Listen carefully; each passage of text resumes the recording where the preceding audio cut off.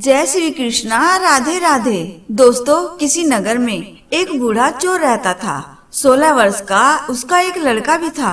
चोर जब ज्यादा बूढ़ा हो गया तो अपने बेटे को चोरी की विद्या सिखाने लगा। कुछ ही दिनों में वह लड़का चोरी विद्या में प्रवीण हो गया। दोनों बाप बेटा आराम से जीवन व्यतीत करने लगे।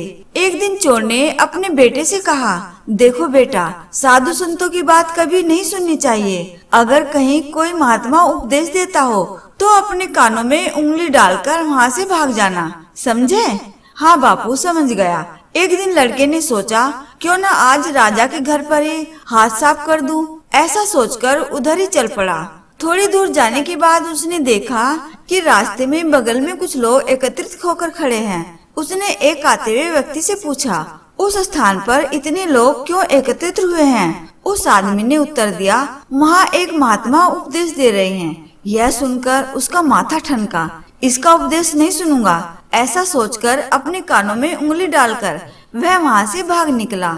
जैसे ही वह भीड़ के निकट पहुँचा, एक पत्थर से ठोकर लगी और वह गिर गया।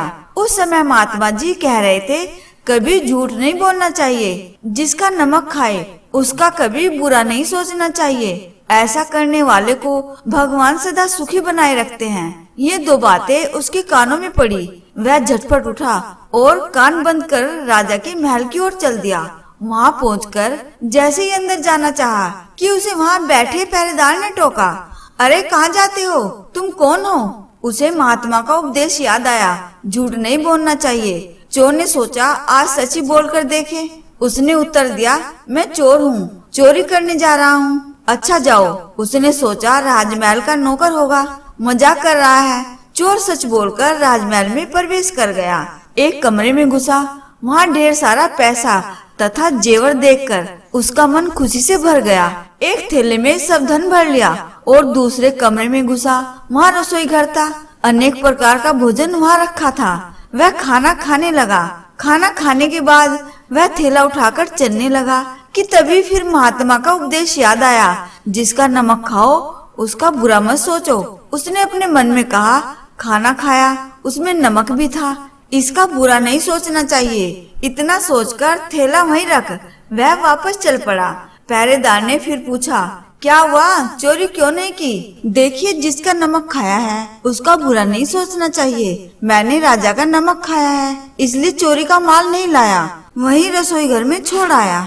इतना कहकर वह वहाँ से चल पड़ा। उधर रसोइये ने शोर मचाया, पकड़ो पकड़ो, चोर भागा जा रहा है। पहरेदार ने चोर को पकड़कर दरबार में उपस्थित किया।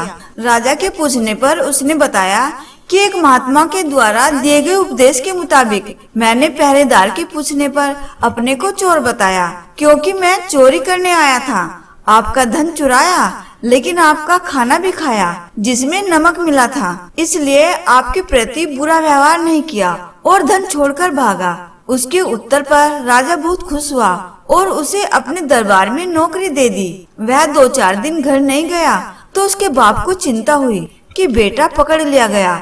लेकिन 4 दिन के बाद लड़का आया तो बाप अचंभित रह गया।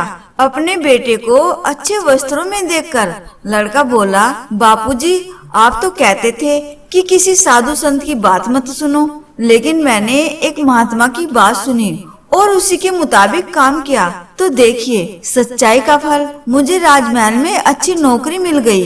दोस्तों, आपको यह वीडियो कैसी लगी कमेंट बॉक्स में लिखकर जरूर बताएं और चैनल को सब्सक्राइब कर दीजिएगा और वीडियो को लाइक करके दोस्तों को शेयर कर दीजिएगा और सच्चे मन से कमेंट बॉक्स में लिखना न भूले। जय श्री कृष्णा, राधे राधे।